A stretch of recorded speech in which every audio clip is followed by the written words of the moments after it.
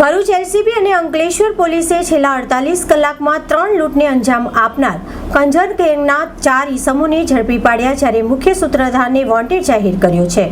અંકલેશ્વરમાં 48 કલાકમાં 3 લૂંટને અંજામ આપનાર કંજર ગેંગને ભરૂચ એલસીબી અને અંકલેશ્વર પોલીસે ઝડપી પાડી હતી। 2016 બાદ પુનઃ કંજર ગેંગ અંકલેશ્વરમાં સક્રિય બની હતી। પાનોલી બાદ માંડવા અને પુનઃ પાનોલી નજીક 3 લૂંટને ઉપરા છાપરી લૂંટને અંજામ આપ્યો હતો। એલસીબી પોલીસ દ્વારા ચોક્કસ માહિતીના આધારે કંજર ગેંગના 4 ઈસમને ઝડપી પાડ્યા, જ્યારે મુખ્ય સૂત્રધારને વોન્ટેડ જાહેર કર્યો હતો। ઝડપાયેલ ગેંગે અંકલેશ્વર શહેર અને રાજપારડી પોલીસ મથકના 2021માં થયેલા ઘરફોડ ચોરીમાં પણ સામેલ હોવાનું બહાર આવ્યું છે।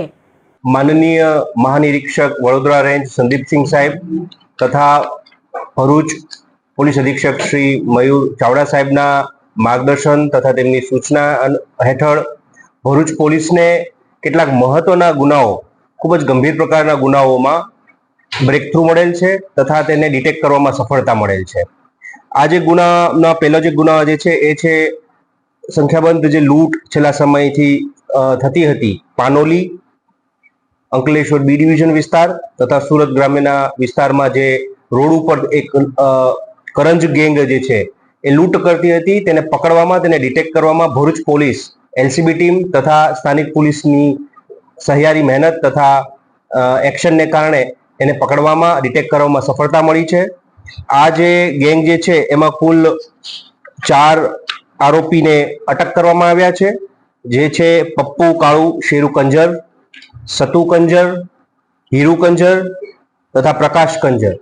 આ તમામ જે છે એ રાજસ્થાનના ચિત્તોડગઢ જિલ્લાના રહેવાસીઓ છે, જે સુરત અંકલેશ્વર રોડ ઉપર આજુબાજુ રોડની બાજુમાં પડાવમાં રહી રસ્તા ઉપર જતી ટ્રકોને ટાર્ગેટ કરી તેને યેનકેની રીતે ઊભા રાખી તેને હાથે એને ડિસ્ટ્રેક્ટ કરી અલગ લઈ જઈ અને એના હાથ પગ બાંધી માર મારી અને લૂંટ કરવાની મોડસ ઓપરેન્ડીથી આ પ્રકારની લૂંટો કરતા હતા। તેને પકડવામાં ભરૂચ પોલીસની ટીમને એક સફળતા મળી છે અને આરોપીઓને અટક કરી અને એની ઉપરની કાયદેસરની કાર્યવાહી કરી તપાસ અત્રે ચાલુમાં છે।